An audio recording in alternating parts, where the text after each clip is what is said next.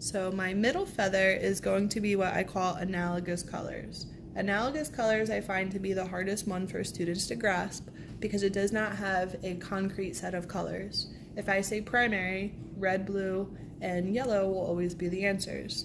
With secondary, always going to be orange, violet, and green. However, with analogous, it just means that they are similar. So if I look at my color wheel at the top, and I'm going to choose at least maybe 3 or 4 colors, I can look and say my green, my yellow green, yellow, and yellow orange are analogous because they're all in a row. They're all next to each other. They are alike. I could also say blue, blue violet, violet, and red violet. Red orange, orange, yellow orange. So it's just colors that are next to one another on the color wheel.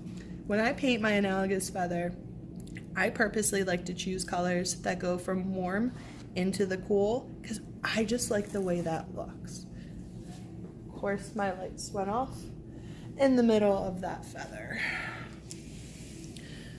So now as I start to paint, like I was saying before my lights went off, I like to pick a color that starts in the warm family. So maybe I'll start with my yellow orange.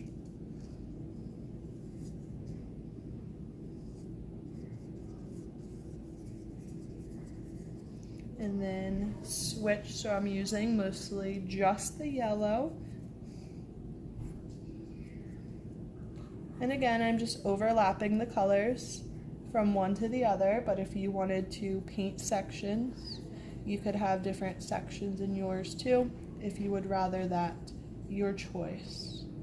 And now I'm gonna switch and start to use my yellow green, because like I said, I like how it looks when you have warm and cool colors.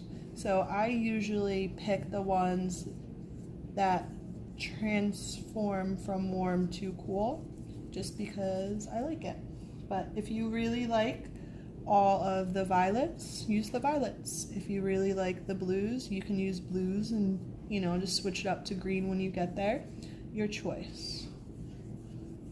You just want to make sure that whatever colors you pick, when you are using them, that you're using them in the order they are on the color wheel.